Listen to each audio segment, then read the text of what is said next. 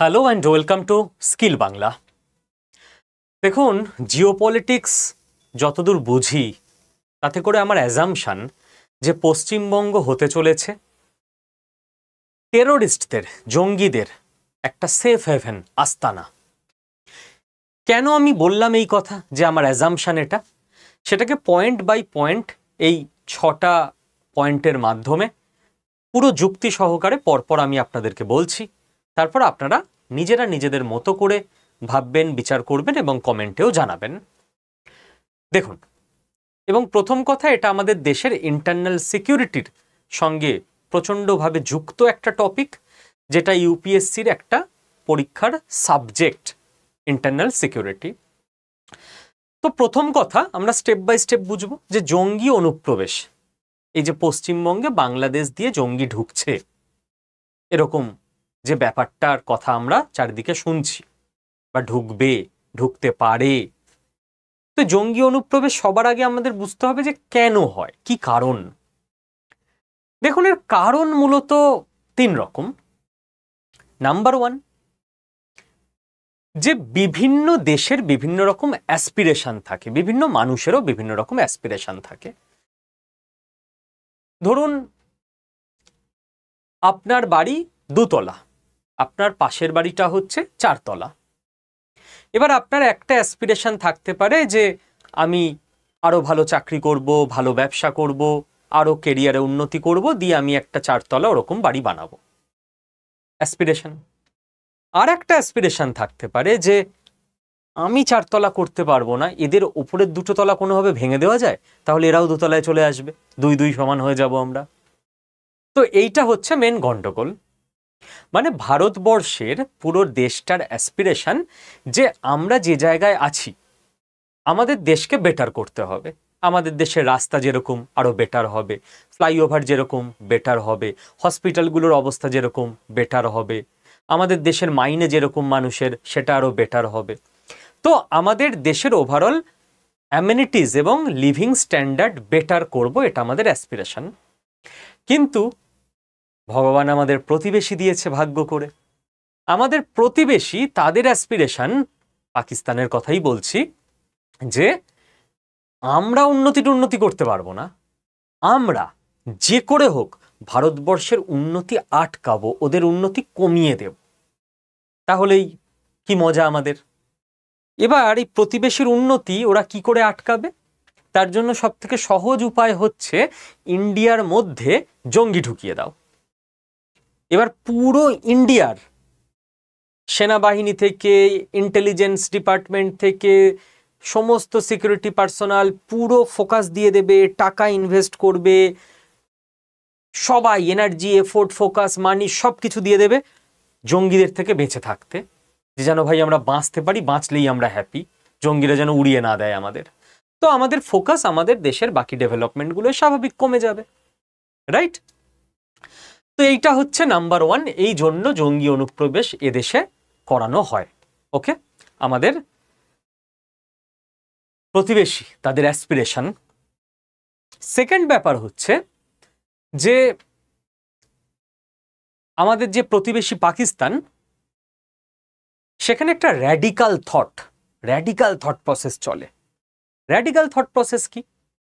যে আমাদের যেটা আস্থা এবং আমাদের যেটা বিশ্বাস সেটাই দুনিয়াতে একমাত্র ঠিক, এইরকম একটা র্যাডিক্যাল গোঁড়ামি চিন্তাভাবনার ভিত্তিতে রিলিজিয়ান মারফত বাচ্চা ছেলেদের ব্রেন ওয়াশ করা হয়, তাদের মাথার মধ্যে ঢুকিয়ে দেওয়া হয় যে তোমার জীবনের লক্ষ্য হচ্ছে তুমি যাও পাশের দেশে গিয়ে দেখো যে ওরা না আমাদের আস্থার সঙ্গে একভাবে বিশ্বাস করে না, ওদের আস্থা আলাদা, ভারতবর্ষে অনেক মানুষ আছে, তো তাদেরকে উড়িয়ে আসতে পারলে তোমার অনেক পুণ্য হবে। বাচ্চা ছেলে যারা বুকে বোম বেঁধে দুমদারাক্কা ফাটতে চলে যায় পৃথিবীর বিভিন্ন দেশে, সুইসাইড বম্বার বলা হয়, ঠিক? তো এদেরকে ব্রেন ওয়াশ করা হয়। এদের কতই বা বয়স যে নিজে বিশাল কিছু বুঝে ডিসিশন নিয়েছে, এমন নয়। এবার এদের সব 16, 18, 20 বছর বয়স, এদের যারা ট্রেনিং দিয়ে পাঠিয়েছে তাদের 45, 50 বা তার বেশি বয়স। এই বাচ্চাগুলো কোনোদিন ওদের কোশ্চেনও করেনি যে যদি ভারতবর্ষে গিয়ে বোমটোম বেঁধে ফাটলে পুণ্য হয় বা স্বর্গে যাওয়া যায়, তো আপনারা গিয়ে ফাটুন না, আপনারা এত বড় বয়স অব্দি এখানে বসে আছেন কেন, তাই না, আমাদের পাঠাচ্ছেন কেন? তো এই কোশ্চেন তো করা যাবে না, ওদের ওদের সেই বুদ্ধি নেই। এবার একটা সহজ কথা হচ্ছে, পৃথিবীতে আমি যেটা করি, মানে আমার যেটা রিলিজিয়ান বিশ্বাস, সেটাই একমাত্র ঠিক। পাকিস্তানপন্থী লোকেরা ভেবেছিল যে এই রকম করে একটা রাষ্ট্র যদি বানিয়ে ফেলা যায় তাহলে তো সবাই এক হয়ে যাবে, তাহলে আর কোনো সমস্যা থাকবে না। এটা পৃথিবীর সব থেকে মূর্খ ভাবনা। যদি প্রত্যেকের আলাদা আলাদা চয়েসকে রেসপেক্ট না করতে শেখে মানুষ, তাহলে কোনোদিন সেই সমাজে শান্তি আসবে না। এটা পৃথিবীর ইতিহাসে প্রুভেন ফ্যাক্ট, ম্যাথের একদম ফর্মুলা। আমরা পাকিস্তানের উদাহরণ দেখে নিই। পাকিস্তান হলো, কিছু মানুষ 1947-এ মনে করলেন যে না, আমাদের রিলিজিয়ানের আস্থা অনুযায়ী আমরা একটা দেশ করে নেব। তাতে করে কি ভারতবর্ষের, তখন তো অখণ্ড ভারতবর্ষ, সমস্ত ইসলাম ধর্মী লোকেরা চলে গেলেন? গেলেন না। যাদের নর্মাল বোধ বুদ্ধি আছে যে ভাই এইভাবে দেশ হয় না, একটা আস্থা তো যার যার নিজের ব্যক্তিগত ব্যাপার, সেটা দিয়ে দেশ তৈরি করে কি লাভ হবে, তো যাদের ঠিকঠাক বোধ বুদ্ধি তারা ভারতে থেকে গেলেন ধর্মনিরপেক্ষ দেশে, আর যাদের ভুলভাল বোধ বুদ্ধি তারা পাকিস্তানে চলে গেলেন যে একটা রিলিজিয়ান দিয়ে দেশ বানাবো, তাহলেই কি শান্তি? চললো তো শান্তি। কি দেখা গেল? 1947-এ স্বাধীন হয়ে 71-এ দেশটা দুটুকরো হয়ে গেল। কেন? একই রিলিজিয়ানের দেশ করা হয়েছিল তো। কারণ এই গণ্ড মূর্খ মানুষগুলো বোঝে না যে কোনোদিন মানুষ একটাই নির্দিষ্ট থট প্রসেস এইটা দিয়ে একত্রিত হতে পারে না। তাদের মধ্যে বিরোধ হবেই হবে, কারণ ওরা তো একে অপরকে কিছু আলাদা হলেই কেউ কাউকে সহ্য করতে পারবে না। ওদের মধ্যে সেই ভাবনাটাই নেই যে প্রত্যেকের আলাদা থট প্রসেস হতে পারে, তাকে রেসপেক্ট করতে হয়।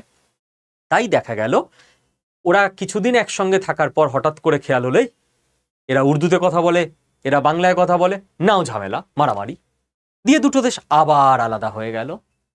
তাহলে একই রিলিজিয়ান থট প্রসেস ধরে রাখতে পারলো পাকিস্তানকে? পারলো না। পৃথিবীতে এরকম হাজারো উদাহরণ আছে।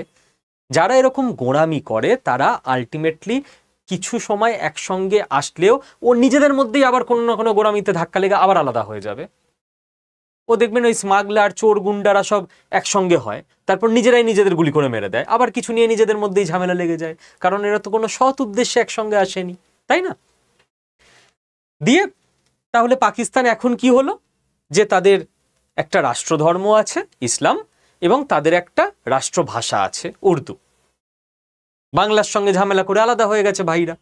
বলছে এবার তাহলে আর কোনো অশান্তি নেই। এখন পাকিস্তানে দেখুন নতুন অশান্তি। কি অশান্তি? না, পাকিস্তানে এই আফগানিস্তান বর্ডারে যারা থাকে তারা বলছে আমরা পাস্তুন।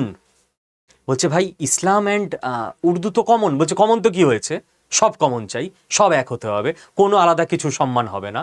আমরা পাস্তুন এথনিসিটি, তোমরা পাঞ্জাবি এথনিসিটি, মানে পাঞ্জাব যেমন ইন্ডিয়াতে আছে তেমন পাকিস্তানেও আছে, তোমাদের এথনিসিটি আলাদা, চলো মারামারি। চলছে মারামারি। বালোচরা কি বলছে?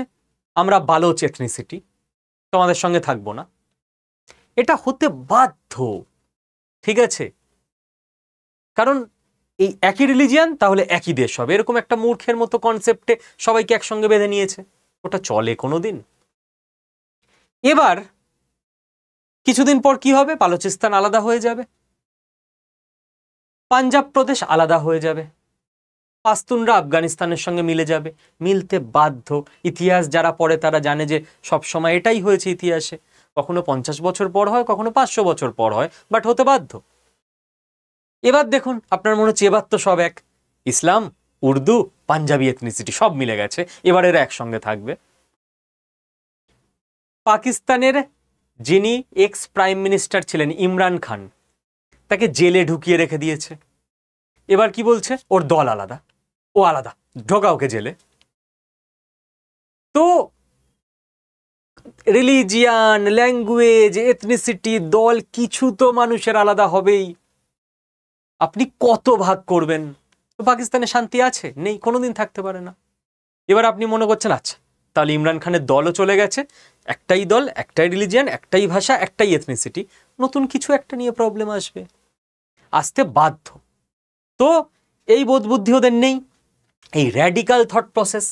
তাহলে একটা গেল যে আমি ইন্ডিয়ার ক্ষতি করব, দুই হলো র্যাডিক্যাল থট প্রসেস যে আমার আস্থার সঙ্গে ওদের আস্থা মিলছে না কেন, যাই গিয়ে বোম মেরে আসি।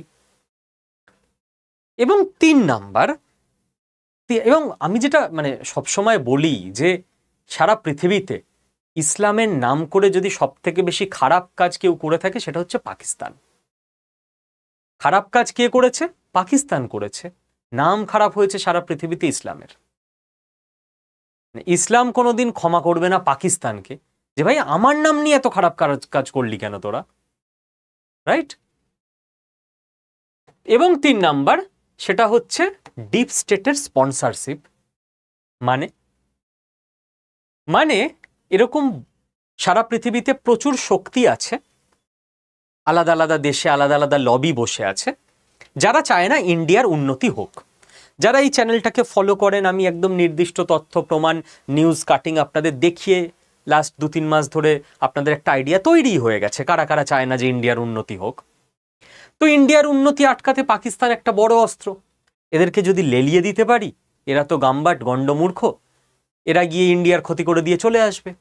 তার বিনিময়ে পাকিস্তানকে কিছু টাকা দিয়ে দেবো, নে ভাই রাখ টাকা রাখ, ওদের টাকা পয়সা নেই, ভিখারি মানুষ, ওরা টাকা নিয়ে কাজ করে দেবে। এরা হচ্ছে ভাড়ায় খাটা দেশ, টাকা দিলেই ওকে আপনি ভাড়ায় পেয়ে যাবেন, আপনি যা বলবেন করে দিয়ে আসবে। ইন্ডিয়াতে এরকম পাওয়া যায়, ইন্ডিয়াতেও পাওয়া যায়, ওদের বলে সুপারি কিলার। আচ্ছা যাও ওকে মেরে আসো, ও বলবে না কেন মারবো, বলো কত দেবেন, বলে 20,000 টাকা দিচ্ছি। বলে ঠিক আছে 20,000 টাকায় 2টো হাত ভাঙবো, 40,000 দিলে হাত ভাঙবো পা ভাঙবো, 50,000 দিলে একটা গুলি করে আসবো পায়ে যাতে না মরে, এরকম সব রেট আছে, সুপারি কিলার। তো পাকিস্তান হচ্ছে ওরকম, আমাকে টাকা দিন আমি গিয়ে কাজ করে আসবো। তো এই 3টে কারণে মূলত জঙ্গি অনুপ্রবেশ চলে। এবার এতক্ষণ শুনে আপনার মনে হয়েছে যে কি ব্যাপার, থাম্বনেলে লেখা বাংলাদেশ নিয়ে বলছে পাকিস্তান নিয়ে। এই জন্যই তো এবার আপনাকে জিওপলিটিক্স বুঝতে হবে। পাকিস্তান জঙ্গিদের এন্ট্রিটা করাবে কোথা দিয়ে? এখন জঙ্গিরা তো ফ্লাইটে করে এসে দিল্লি এয়ারপোর্টে নামতে পারে না, তাই না? তার একটা পাসপোর্ট লাগবে, ভিসা লাগবে, তো জঙ্গিরা ইল্লিগাল ভাবেই আসবে। এবার পাকিস্তানের সঙ্গে ইন্ডিয়ার যে বর্ডার, সেই বর্ডার রাজস্থান দিয়ে ঢুকতে পারে, মরুভূমি দিয়ে। আপনারা বজরঙ্গি ভাইজান দেখেছেন? একটা খুব সুন্দর সিনেমা। এটা যদি পাকিস্তানের সব লোকের এইরকম থট প্রসেস হতো তাহলে দুটো দেশের কোনো অশান্তি থাকতো না, দুটো দেশ মিলে অখণ্ড ভারতবর্ষও হয়ে যেত হয়তো। যাই হোক, ওরা কবে পাল্টাবে আমরা জানি না। তো এই সিনেমায় দেখিয়েছিল যে রাজস্থান দিয়ে মরুভূমি দিয়ে বর্ডার পার করা। কিভাবে বর্ডার পার হচ্ছিল যদি আপনারা দেখে থাকেন, মরুভূমির মধ্যে সুড়ঙ্গ করা আছে, ইন্ডিয়ার দিকে সুড়ঙ্গে ঢুকলে পাকিস্তানের দিকে বেরোবে, আবার উল্টোটা। কিন্তু গন্ডগোল হচ্ছে এটা খুব রিস্কি। আপনারা সিনেমাতেও হয়তো দেখেছেন যে কতটা রিস্ক। বজরঙ্গি ভাইজানও ধরা পড়ে গেছিল মুন্নিকে নিয়ে, তাই না? কারণ মরুভূমি মানে ফাঁকা জায়গা, আপনাকে অনেক দূর থেকে দেখা যাবে, আপনি ধরা পড়ে যাবেন, তাহলে মরুভূমির জায়গা হবে না। নেক্সট জায়গা হচ্ছে জলপথ। যেমন করাচি বন্দর দিয়ে ঘুরে ঘুরে মুম্বাই দিয়ে আজমল কাসবরা তাজ হোটেল হামলার সময় ঢুকেছিল। বাট জলপথেও অনেকটা তুলনামূলক রিস্ক আছে, কারণ Indian navy all time patrolling করছে, কারা ঢুকছে, কাদের নৌকা আসছে, লাইসেন্স থাকে ইন্ডিয়ার জেলেদের যারা মাছ ধরে। সব থেকে ইজি জায়গা তুলনামূলকভাবে সেটা হচ্ছে কাশ্মীরের জঙ্গল, পাহাড় জঙ্গল। পাহাড় জঙ্গল থাকলে কি হবে? পাহাড়ের জঙ্গলে তো আপনারা সবাই গেছেন কম বেশি, ওখানে আপনি সমতলের মতো দেখতে পাবেন না তো অনেকটা, এই একটা ঘুরে গেলেন যেই আপনার পুরো পিছনে হয়ে গেল পাহাড়টা, আপনি কি করে দেখবেন এবার? তাহলে তো আপনাকে মানে 1 কোটি সোলজার নিতে হয়, 1 কোটি সোলজারকে এরকম করে দাঁড় করিয়ে রাখতে হয়, সম্ভব নাকি? কাশ্মীর কি একটা এইটুকু জায়গা নাকি? এত বড় এরিয়া, আর ঘন জঙ্গল, শুধু পাহাড় হলে হয়? একে জঙ্গল দুয়ে পাহাড়, ঢালু জঙ্গল, নদী, ঝর্ণা, ওর মধ্যে কে একটা টুক করে ঢুকে পড়লো, গাছের ওপর উঠে বসে আছে, আবার আর্মি একটু সরলো, টুক করে একটা গুহার মধ্যে ঢুকে চলে গেল, অনেক ইজি। কিন্তু কাশ্মীরেও ইন্ডিয়ান গভর্নমেন্ট প্রচুর টাকা খরচ করে হিউজ সিকিউরিটি রেখে দিয়েছে। তা সত্ত্বেও ওরা একটা পেহেলগাম ঘটিয়ে দেয়, কারণ এনএসএ অজিত দোভাল স্যার যেটা বলেছিলেন সেটাই সত্যি, যে এদেরকে জিততে হয় জীবনে একবার।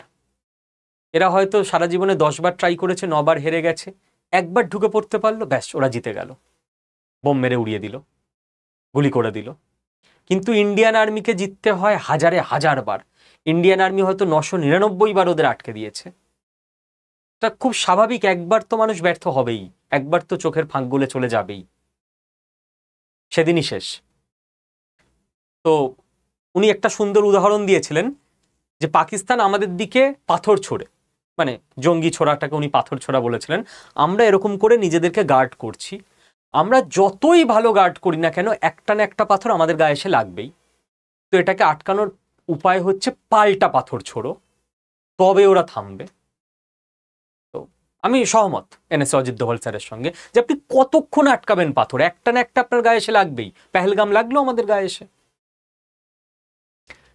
তো কাশ্মীরও খুব রিস্কি হয়ে গেছে জঙ্গিদের জন্য, যে ওখান দিয়ে ইন্ডিয়ান গভর্নমেন্ট জান প্রাণ লাগিয়ে দিয়েছে সেনাবাহিনী আটকানোর জন্য।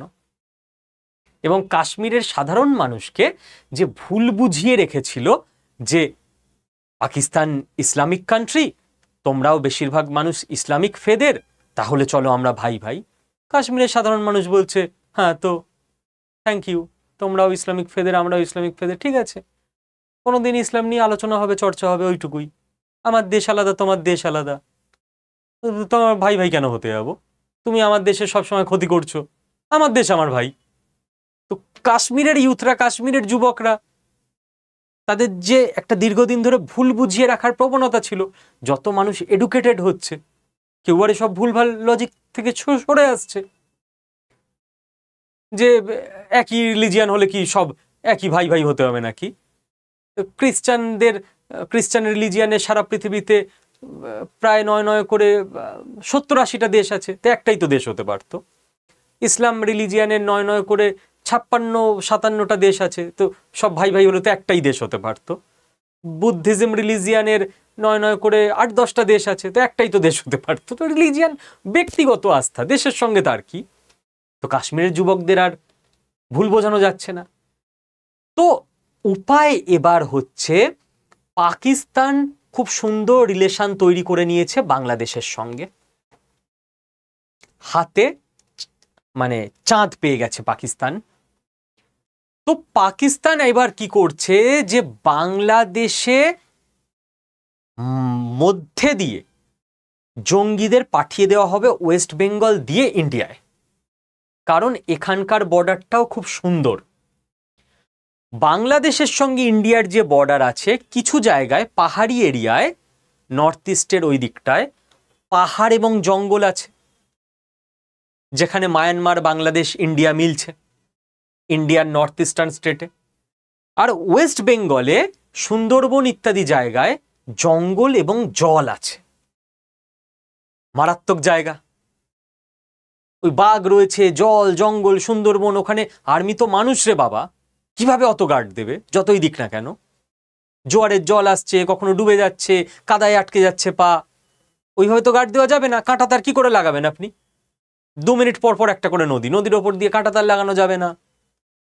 তো জঙ্গলের মধ্যে সিসিটিভি অসাধারণভাবে কাজ করতে পারবে না, গাছে আটকে যাবে, ভিউ কেটে যাবে, জঙ্গল আপনি কেটে দিতে পারবেন না, তাহলে ম্যানগ্রোভ উচ্ছেদ হয়ে যাবে। তো একটা ওরা পেল যে নর্থ ইস্টার্ন স্টেট, আর একটা ওরা পেল যে ওয়েস্ট বেঙ্গল। এবার কোথা দিয়ে ঢোকা যায়? থার্ড এবার আপনাকে বুঝতে হবে যে নর্থ ইস্টার্ন স্টেটের মানুষের যে নৃতাত্ত্বিক গঠন সেটা আলাদা। দেখবেন, দেখলেই বোঝা যায় যে এনারা নর্থ ইস্টার্ন স্টেটের মানুষ। কিন্তু ওখান দিয়ে যদি বাংলাদেশি জঙ্গিরা ঢুকেই যে এলাকায় ঢুকছে, সাধারণ মানুষ কোত্থেকে এলো, ওরাই তো গিয়ে আগে পুলিশকে রিপোর্ট করবে। কিন্তু পশ্চিমবঙ্গের মানুষ, বাংলাদেশের মানুষ নৃতাত্ত্বিকভাবে 90% একরকম দেখতে। আরে যেখানে পশ্চিমবঙ্গের বর্ডার শেষ হচ্ছে তার 2 মিনিট পাশেই তো বাংলাদেশি শুরু হয়ে যাচ্ছে, তো একই জায়গায় তো লোক আছে, তো একই রকম তো দেখতে হবে। এবং সেকেন্ড হচ্ছে ল্যাঙ্গুয়েজ। নর্থ ইস্টের ল্যাঙ্গুয়েজ আলাদা। একটা বাংলাদেশ থেকে লোককে ট্রেনিং দিয়ে ঢুকিয়ে দিলেও ও তো ওইখানের সাধারণ মানুষের সঙ্গে কমিউনিকেটই করতে পারবে না। কিন্তু দুদিকেই বাংলা। এবং যারা কলকাতায় থাকেন আপনারা, তাদের মনে হতে পারে বাংলাদেশের বাংলা অনেক আলাদা। আপনি যদি কোচবিহার, দিনাজপুর, 24 পরগনার একদম প্রত্যন্ত অঞ্চলে চলে যান, যেখানে বাংলাদেশের সঙ্গে লাগোয়া অঞ্চল, সেখানে বাংলাদেশি ভাষা এবং ইন্ডিয়ান বাঙালি ভাষা, আমি ইচ্ছে করে বাংলাদেশি ভাষা বললাম কারণ সেই বিতর্ক, ঠিক আছে? তো বাংলাদেশের যে বাংলা ডায়ালেক্ট এবং ইন্ডিয়ায় যে লাগোয়া একদম বর্ডার লাগোয়া অঞ্চলে বাঙালির বাংলা ডায়ালেক্ট পুরো এক, কোনো পার্থক্য নেই। পার্থক্য থাকবে কি করে? আপনি ভাবুন না যে এখানে একটা বাড়ি, একটা লোক থাকে, এখানে কাঁটাতার, এখানে একটা বাড়ি, এটা বাংলাদেশ, এটা ইন্ডিয়া। এরা হয়তো ঘুম থেকে উঠে একে অপরকে দেখতে পায়, এদের ভাষা আলাদা হয়ে যাবে, ডায়ালেক্ট আলাদা হবে, তো একই জায়গার মানুষ রে বাবা। তো এইখানে সব থেকে সেফ জোন, ঢুকে ঘাঁটি গিরে বসে থাকা। বোঝা গেল? থার্ড জায়গায় আসুন। থার্ড জায়গা হচ্ছে যে এর জন্য কিন্তু মৌলবাদী শক্তিগুলো অনেক আগে থেকে গ্রাউন্ড তৈরি করছিল। কিরকম গ্রাউন্ড? বাংলাদেশে, এটা আমি ভারত সরকারের প্রচুর দোষ দেব। কেন বলছি? বাংলাদেশে দীর্ঘ 15-20 বছর ধরে মৌলবাদের চাষ করা হয়েছে পাড়ায় পাড়ায়। আবারও পাকিস্তান যেরকম ইসলামের বদনাম করেছে, কদিন পর বাংলাদেশ সারা পৃথিবীতে ইসলামের বদনাম করে ছাড়বে। আরে ভালো কাজ করুন যাতে সম্মান বাড়ে। ইন্ডিয়াকে দেখুন, সারা পৃথিবীতে কেউ যদি বলে ইন্ডিয়ার ইসলাম, সবার আগে নাম আসবে ডক্টর এপিজে আব্দুল কালাম। সায়েন্সে কন্ট্রিবিউশন কি, সারা পৃথিবী মাথা নিচু করবে ইন্ডিয়ার কাছে, ইন্ডিয়ার ইসলামের কাছে। আর কেউ হলো পাকিস্তানের ইসলাম, কার কার নাম আসবে আপনি ভেবে দেখুন। যাই হোক, বাংলাদেশের এখন চয়েস, যারা পাকিস্তানকে ফলো করবে না ইন্ডিয়াকে ফলো করবে। ধ্বংস হতে গেলে পাকিস্তানকেই ফলো করতে হবে, পিপিলিকার পাখা গজায় মরিবার তরে। তো বাংলাদেশে লাস্ট 20 বছর ধরে ইসলামী জলসা ইত্যাদির নামে মানুষের মাথায় বিষ ঢুকিয়ে দেওয়া হয়েছে। কওমি মাদ্রাসা ইত্যাদিতে পড়াশোনার জায়গায় বাচ্চা বাচ্চা ছেলে মেয়ের মাথায় বিষ ঢুকিয়ে দেওয়া হয়েছে। তো গ্রাউন্ড রেডি। আস্তে আস্তে আপনাকে কালকে যদি বলে, আপনি ধরুন হিন্দু, এই তুমি হিন্দু জঙ্গি হবে, চলো আমরা অন্য ধর্মের লোককে গিয়ে মারবো, পাগল কোথাকার, দাঁড়া তোর নামে গিয়ে কেস করছি। আপনি খ্রিস্টান, আপনাকে কেউ বল এই খ্রিস্টান জঙ্গি হবে, আমরা অন্য ধর্মের লোককে গিয়ে মারবো, আপনি বলুন দাঁড়া এদিকে আয়, আগে তোকে পেটাই। আপনি ধরুন মুসলিম, আপনি বলেন এই তুমি মুসলিম জঙ্গি হবে, হিন্দু আর খ্রিস্টানকে গিয়ে মারবো, বলো আয় ভাই তোকে নিয়ে গিয়ে জেলে ঢোকাই। কারণ আমরা সাধারণভাবে পড়াশোনা করা মানুষ না, তো কাউকে তো ওইভাবে জঙ্গি করা যায় না। তার আগে 15-20 বছর ধরে তার মাথায় বিষ ঢোকাতে হয়, ব্রেন ওয়াশ করতে হয়। বাংলাদেশে এটা সাকসেসফুলি করা হয়েছে। একটা গোটা জেনারেশন কে র্যাডিকালাইজড করা হয়েছে।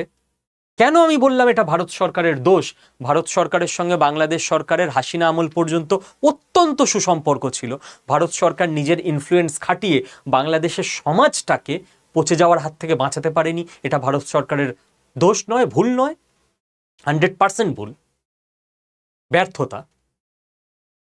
আর ইন্ডিয়াতে একটা গ্রাউন্ড তৈরি করা হয়েছিল দীর্ঘদিন ধরে, ধীরে ধীরে ধীরে ধীরে প্রচুর বাংলাদেশি ব্রেনওয়াশড পাবলিক, বাংলাদেশের প্রচুর লোক ইন্ডিয়ায় আসে, বিভিন্ন কারণে আসে, কিন্তু ব্রেনওয়াশড পাবলিক নির্দিষ্ট ইন্টেনশন নিয়ে বর্ডার লাগোয়া গ্রামগুলোতে ঢুকিয়ে দেওয়া হয়েছে যে বাংলাদেশি পপুলেশন ইন্ডিয়াতে বাড়তে থাকুক, যখন দরকারের টাইম আসবে তখন এরা পুরো ইন্ডিয়ার এগেনস্টে গিয়ে বাংলাদেশকে সাপোর্ট দিয়ে দেবে। সহজ হিসেব ধরুন না, যে ইন্ডিয়ার থেকে যদি 20 লাখ লোককে বাংলাদেশের বর্ডারের গ্রামগুলোয় পাঠিয়ে দেওয়া যায়, কাল্পনিক ঘটনা বলছি, কোনোদিন এরকম হবে না, ইন্ডিয়া করবেও না, আলাদা কথা। এবার ইন্ডিয়া বাংলাদেশ যুদ্ধ লেগেছে বা কিছু হয়েছে, ইন্ডিয়ান আর্মি বাংলাদেশে ঢুকছে, বর্ডারের গ্রামে তো সব আমাদের ইন্ডিয়ান, সঙ্গে সঙ্গে ওরা কি বলবে, চলে আসুন আমরা সাপোর্ট দিয়ে দিচ্ছি। তো ওরাও ওই কাজটাই করেছে না। ইন্ডিয়া তো এসব ভুলভাল কাজে থাকে না, বাট এরা করে রেখেছে। এইবার গ্রাউন্ড তৈরি, বাংলাদেশে মৌলবাদী লোক রেডি, আর ইন্ডিয়াতে ওই বাংলাদেশি মৌলবাদীদের সাপোর্ট দেওয়ার জন্য বর্ডার লাগোয়া ভিলেজে পপুলেশন রেডি, বাংলাদেশি পপুলেশন।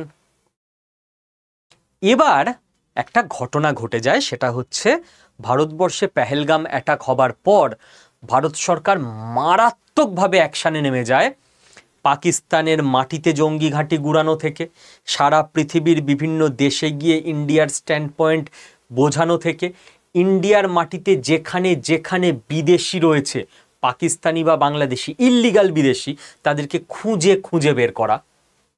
মনে আছে চন্দননগরে একজন পাকিস্তানিকে পাওয়া গেছিল, একজন ভদ্রমহিলা, বাংলাদেশীয় নয়, পাকিস্তানি, চন্দননগরে পশ্চিমবঙ্গে অপারেশন সিঁদুরের পরপর মনে করুন খবরের কাগজে বেরিয়েছিল। কেউ তো কোনোদিন খোঁজও নেয়নি, আমরা জানিও না, আমরা নিজেদের মতো আছি, ও যা হচ্ছে হোক। পাকিস্তানি নাগরিক যেখানে যেখানে বসে আছে লুকিয়ে, একজন নয় ধরা পড়েছে, সবাইকে খুঁজে পেয়ে গেছে রিপোর্টাররা। এরকম তো আরো অনেক জায়গায় লুকিয়ে আছে। পাকিস্তানি জঙ্গিরা যেদিন ঢুকবে, এদেরকে এখানে প্লট করে রাখা হয়েছে কেন ভাবুন, ভাবতে শুরু করুন। সেদিন পাকিস্তানি জঙ্গিগুলো কোন বাড়িতে লুকোবে? এদের বাড়িতে, রিলেটিভ আকারে। এরা কাদের সাপোর্ট করবে? ইন্ডিয়াকে? এরা তো পাকিস্তানি নাগরিক, প্লটেড হয়ে আছে ইন্ডিয়ার মধ্যে, যেদিন দরকার পড়বে আসল দিন, সেদিন খেলে দেব। তো ইন্ডিয়ান গভর্নমেন্ট 140 কোটি লোকের মধ্যে খুঁজে বের করা আর একটা টাফ কাজ শুরু করে। খুঁজে খুঁজে বাংলাদেশি এবং ইল্লিগাল পাকিস্তানি বাংলাদেশি খুঁজে দেশে ফেরত পাঠানো। এইবার এরা তো পড়ে গেল মারাত্মক চাপে, চাক গেল। এত কষ্ট করে ইন্ডিয়াতে এত বছর ধরে সব প্লট করলাম, এদেরকে সব খুঁজে দেশে পাঠিয়ে দিলে তো সব শেষ আমাদের। পুরো প্ল্যান আস্তে আস্তে জাল ছড়িয়ে যাচ্ছিল। তখন এরা পাল্টা প্ল্যান শুরু। কি প্ল্যান? যে 140 কোটির দেশের মধ্যে বাংলাদেশি খুঁজে বের করছে। এখন কারোর গায়ে তো বাংলাদেশি বলে লেখা থাকে না, পুলিশ খুঁজছে কি করে? বাংলায় কথা বলছে বা বাঙালির মতো দেখতে, বাঙালি নাম সারনেম এরকম দেখেই পুলিশ তাদের জিজ্ঞাসাবাদ করছে, তবেই খুঁজছে। তো কিছু তো ভুল হবেই, হতে বাধ্য। 2-1 জন, 10 জন, 20 জন, 100 জন, 200 জন, 140 কোটি লোকের মধ্যে খুঁজছে। তো যদি এখানে ইল্লিগাল ভাবে 1-2 কোটি বাংলাদেশি থাকে, হতে বাধ্য যে তার মধ্যে 1000-1500 ইন্ডিয়ান বাঙালিকেও পুলিশ ভুল করে ধরবে। এবং যাকে ধরবে পুলিশ জিজ্ঞেস করবে, তুমি বাংলাদেশ থেকে এসছো না ইন্ডিয়া থেকে? ও তো বলবে আমি তো ইন্ডিয়ারই। কোনো বাংলাদেশি বলবেন আমি বাংলাদেশি, কারণ ওদের কাছে প্রমাণ করার জন্য ইন্ডিয়ার ভোটার কার্ড, আধার কার্ড, রেশন কার্ড সব আছে, সব 1500-2000 টাকা দিয়ে বানিয়ে নিয়েছে। তো সে তো প্রথমে স্বীকার করতে চাইবেই না। তো পুলিশের উপায় কি? পুলিশ তখন থ্রেট করবে, ভয় দেখাবে, দরকারে একটু অনৈতিকভাবে পিটিয়েও দেবে, তারপর ওরা স্বীকার করবে। নাই তো কেউই স্বীকার করবে না। না, এবার এই কাণ্ড করতে গেলে কিছু তো ভারতীয় বাঙালিকেও পুলিশ ধরবে, এবং তারাও যখন বলবে যে না আমরা সত্যি বাঙালি, পুলিশ তো বিশ্বাস করবে না। পুলিশ কি করে বুঝবে কে সত্যি বলছে কে মিথ্যে বলছে? পুলিশ ওদেরও চাপ দেবে। তারপর একটা লেভেলের পর গিয়ে পুলিশ বুঝবে যে না, এত চাপের পরেও এরা একই কথা বলছে, তো এরা সত্যি বাঙালি। তো এই যে ঘটনাটা ঘটবে ইন্ডিয়াতে, বাঙালি বনাম ভারতীয়, এরকম একটা ঝামেলা লাগিয়ে দাও, পাল্টা প্ল্যান চালু। দেখুন, আমি সব সময় বলি, আপনারা অনেকে ভাবেন যে ঝামেলা রিলিজিয়ানে হয়। নেভার। যারা ঝামেলা লাগায় ভাষার ভিত্তিতে লাগিয়ে দিতে পারে, যেখানেই মানুষকে আলাদা করা যায়, জাতির ভিত্তিতে লাগিয়ে দিতে পারে, রিলিজিয়ানের ভিত্তিতে লাগিয়ে দিতে পারে, পাড়ার ভিত্তিতে, ক্লাবের ভিত্তিতে, ফুটবলের ভিত্তিতে, ক্রিকেটের ভিত্তিতে। যারা ডিপ স্টেট চালায়, প্ল্যানিং করে, আপনি বলুন যে একটা প্রজেক্ট দেওয়া হলো, করে দেখান দেখি কলকাতা নাইট রাইডার্স আর চেন্নাই সুপার কিংসের মধ্যে পুরো দাঙ্গা লাগিয়ে দিতে হবে। ইমাজিনেশনের ঘটনা বলছি, ভগবান পৃথিবীতে মানে কোনো জায়গায় কোনো দাঙ্গা না করাক, এমন ন্যারেটিভ তৈরি করে দেবে না, দেখবেন রিলিজিয়ান দাঙ্গাকে হার মানিয়ে লাখ লাখ লোক ওর বুকে ছুরি বসিয়ে দিয়েছে। আপনি হয়তো এবার হতে পারে নাকি, হয়েছে, ইতিহাস সাক্ষী, জিওপলিটিক্স সাক্ষী। তো এই মুহূর্তে এখানে কি করা হচ্ছে, তাহলে বাঙালি বনাম বাকি ভারত করে দিই। এবার এই রকম ভাবে ফেসবুকে লেখালেখি আসবে, বিভিন্ন জায়গায় সভা সমিতি হবে, তাহলে বেসটা কিন্তু সত্যি, ঘটনাটা কিন্তু সত্যি, তার ওপর সেটাকে পুশ দেওয়া হবে, তার জন্য কোটি কোটি টাকা খরচ করা হবে যাতে ফেসবুকে এই পোস্টটা ছড়িয়ে পড়ে, ওটাকে বুস্ট করে দেওয়া হবে। এই সভা সমিতি হচ্ছে, ওখানে মাইক পাঠিয়ে দাও, ওখানে জল খাবার এইসব পাঠিয়ে দাও, টাকা পয়সা ফান্ডিং চলে আসবে, যাতে করে গ্রাউন্ডটা সত্যি নিতে হয়, তারপর খেলার মোড়টা ঘুরিয়ে দিতে হয়। আপনি বলবেন যে দূর, এর আমার বা হয় নাকি? আপনার হাতের সামনে 1 বছর আগে উদাহরণ ছিল, ভুলে গেলেন? বাংলাদেশ, কি মনে হয়েছিল আপনাদের সবার? বাংলাদেশে ছাত্র আন্দোলন হচ্ছে কোটা বিরোধী, যে কোটা চাই না, মেধা চাই।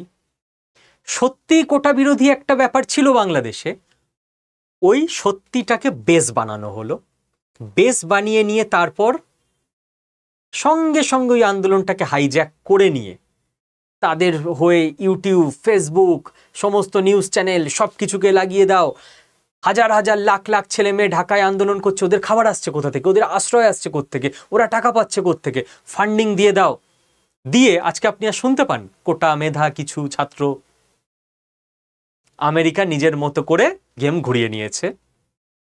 তো একটা বেস দরকার হয় সত্যি, এখানে সত্যি বেস ছিল যে হ্যাঁ, একটা ক্যাওস চলছে দেশে, যে 140 কোটির মধ্যে কারা যে ইল্লিগাল বাংলাদেশি এটা খুঁজে বের করতে গিয়ে ভারতীয় বাঙালি হেনস্থা হচ্ছে। আমাকে যদি ধরে নিয়ে গিয়ে 2 দিন ধরে জিজ্ঞাসাবাদ করে, আমার রাগ হবে না? ফাজলামি হচ্ছে, আমি তখন থেকে বলছি আমি ভারতীয়, আমি বাঙালি, আমাকেই সন্দেহ করছেন আপনারা। এইবার এই রাগটা তো বাস্তব, এইটার ওপর বেস করে আন্দোলন তৈরি করে এমনভাবে পুরো ব্যাপারটাকে ঘেঁটে দিতে হবে। অ্যাজাম্পশন তো এরকমই বলছে যে এইবার পুরো দেশের গভর্নমেন্ট চাপে পড়ে যাবে। কিরকম চাপ?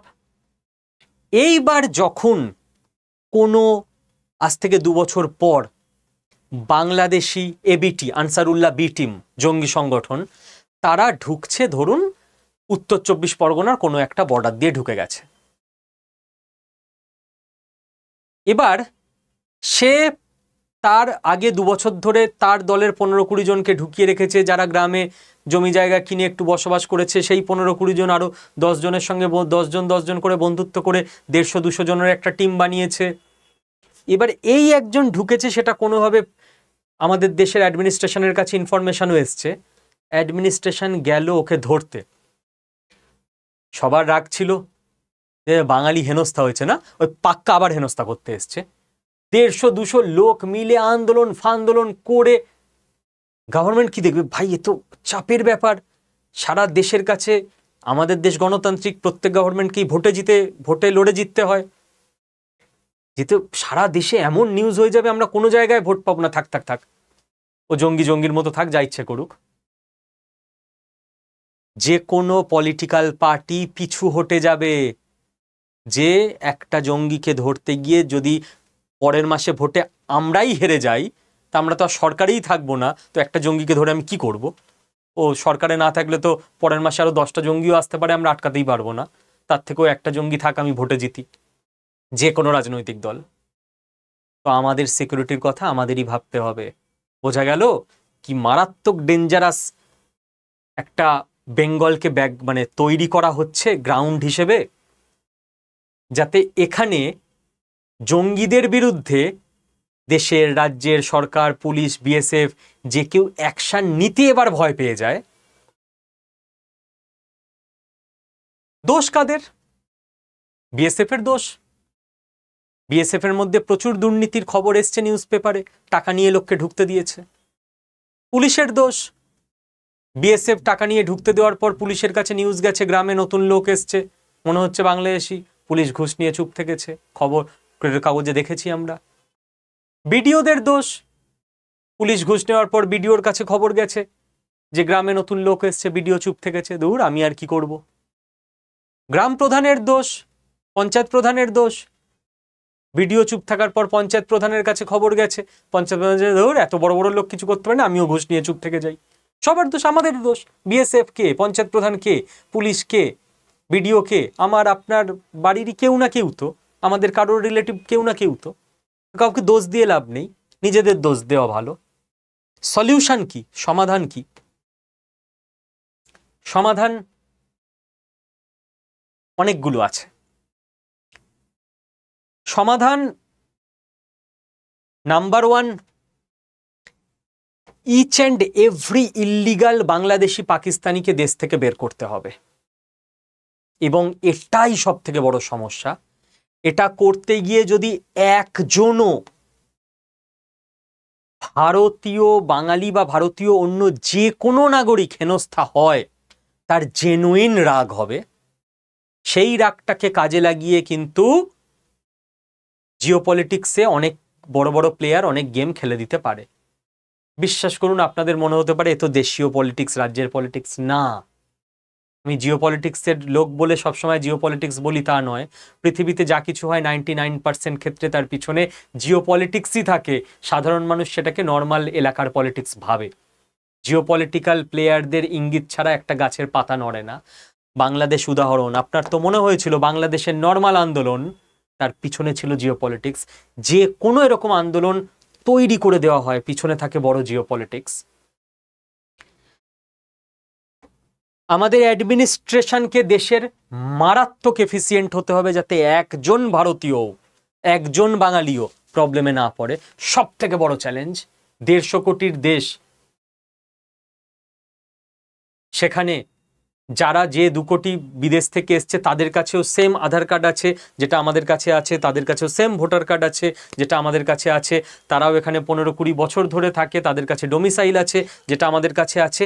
এবার আমাদের অ্যাডমিনিস্ট্রেশনকে খুঁজে বের করতে হবে যে এর মধ্যে কে সত্যি ভারতীয় আর কে মিথ্যে ভারতীয়। চূড়ান্ত টাফ কাজ আমি জানি, তবু এটাই করতে হবে। এটাই সব থেকে এই মুহূর্তে বড় দরকার। 3 নাম্বার, যেটা রাতারাতি হবে না, বাট আমার আপনার প্রত্যেকের দায়িত্ব, করাপশন ফ্রি প্যাট্রিয়টিক সমাজ গঠন করা।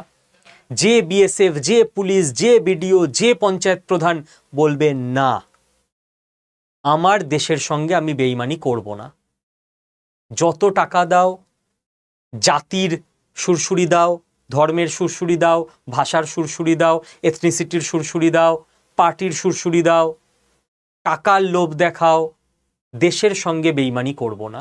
এটা আমাদের কাজ, এটা রাতারাতি হবে না। কারণ আমার আপনার ফ্যামিলির কেউই পঞ্চায়েত প্রধান হবে, বিডিও হবে, বিএসএফ হবে, পুলিশ হবে, কোনো না কোনো কাজ তো কেউ না কেউ করবে, আমাদেরই লোকরা না। তো আমরা আমাদের দায়িত্ব অ্যাভয়েড করতে পারি না। অ্যান্ড নাম্বার 4, সেটা হচ্ছে রাইট এডুকেশন। আমরা জঙ্গি অনুপ্রবেশ আটকে দিলাম, বাট তারপর সারা পৃথিবীতে এত যদি এইরকম থট প্রসেসের লোক থাকে যে ওখানে বোম মেরে উড়িয়ে দিয়ে আসবো, ওখানে গিয়ে গুড়িয়ে দিয়ে আসবো, তো আলটিমেটলি কতদিন আপনি আটকে আটকে আটকে আটকে নিজে ভালো থাকবেন দরজা এঁটে? আলটিমেটলি আমাদের সবাইকেই চেষ্টা করতে হবে না, যাতে এরকম একটা সমাজ তৈরি হয়। না আমি একা চেষ্টা করে কি করব, আমি তো করছি, আপনিও করুন না। প্রত্যেকে যদি চেষ্টা করি তাহলে তো হয়ে যেতে পারে। যে সমাজে একটা সুস্থ এডুকেশন থাকবে, লোকে একে অপরকে কিছু থট প্রসেস আলাদা বলে মারতে চলে যাবে না। আপনি ভাবুন তো, ইন্ডিয়া, বাংলাদেশ, পাকিস্তান, এরকম প্রত্যেকটা দেশ পাশাপাশি আছে। প্রত্যেকটা দেশ নিশ্চিন্তে আছে যে অন্য দেশ থেকে এখানে কেউ এসে বোমটোম মারতে আসবে না। প্রত্যেকটা দেশ নিজের এডুকেশন বেটার করছে।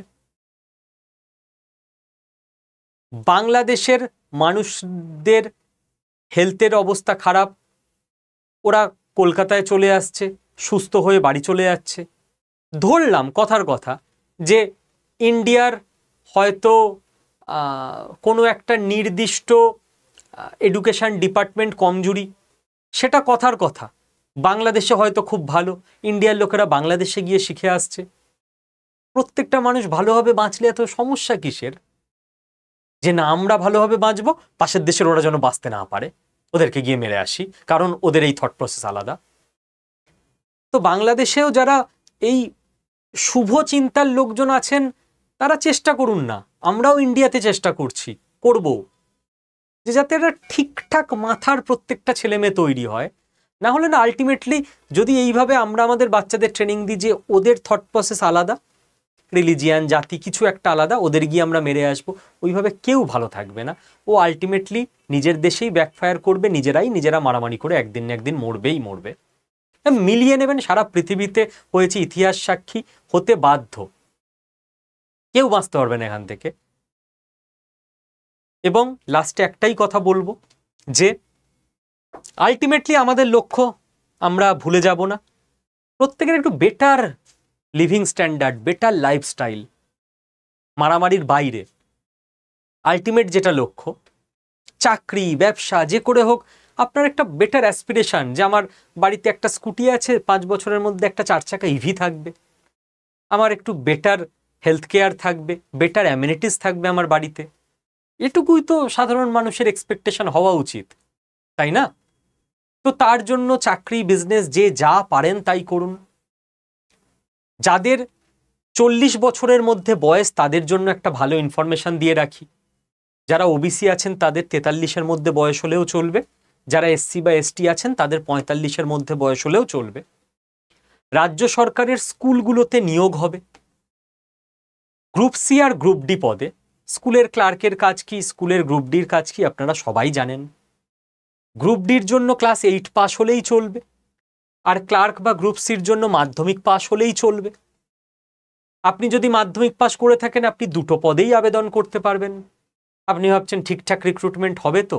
এবারে হবেই, কারণ এটা সুপ্রিম কোর্টের আন্ডারে রিক্রুটমেন্ট হচ্ছে, না হলে আমিও আপনাদের ভরসা দিতাম না এত করে।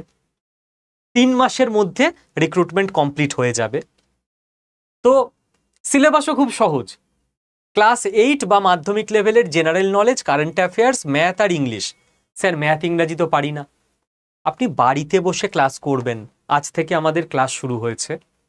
আপনাকে নোটসপত্র ফোনে দিয়ে দেওয়া হবে, আপনি নিজের ফোনে পড়ে নেবেন, রেকর্ডেড ভিডিও পেয়ে যাবেন, নিজের সময় মতো দেখবেন।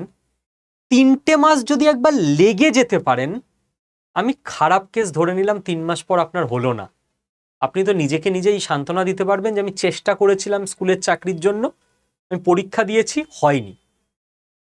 আর যখন 3 মাস পর দেখবেন, কারণ সারা রাজ্যের অনেকেই ঝাঁপাবে এটাতে, যে আপনার পাশের বাড়ির একজন কেউ চাকরিটা পেয়ে গেল, পাশের বাড়ির উন্নতিতে হিংসা করা উচিত না, তাদেরও ভালো হোক, তখন খারাপ লাগবে না তো? ইস, চেষ্টা করলে আমারও হয়ে যেত, কোশ্চেন পেপার দেখলাম, ও এসে দেখালো পরীক্ষার দিন ইজি এসছিল। 3 মাস নতুন করে শুরু করলে, নতুন করে পড়লে পেরেও তো যেতে পারতাম। তো ওইটা যাতে না হয়, তো কোথায় নোটস পাবেন, কিভাবে ক্লাস হবে, ইন ডিটেল সমস্ত কিছু কি করে জানতে পারবেন? এই ভিডিওর নিচে কমেন্ট বক্সে পিন্ড কমেন্ট করে আমারই একটা ভিডিওর লিংক দিয়ে দিয়েছি। আপনারা জাস্ট এই ভিডিওর কমেন্টে, প্রথম কমেন্টেই পাবেন পিন্ড কমেন্ট আছে, ওই ইউটিউবের ভিডিওর লিঙ্কটায় ক্লিক করুন, কমেন্টে যে পিন্ড কমেন্টে যে লিঙ্কটা থাকবে, তাহলেই আমার এই গ্রুপ সিডির পরীক্ষাটা নিয়ে স্কুলের একটা ভিডিও করে দেওয়া আছে, ওই ভিডিওতে আপনারা চলে যেতে পারবেন। সেই ভিডিওতে গিয়ে আপনারা পুরোটা দেখে নিন, কিভাবে নোটস পাবেন, ক্লাস পাবেন, সব বলা আছে। দেন শুরু করে দিন প্রস্তুতি, আজ থেকেই জাস্ট আমাদের ক্লাস শুরু হয়েছে, দেরি করবেন না। Thank you, all the best.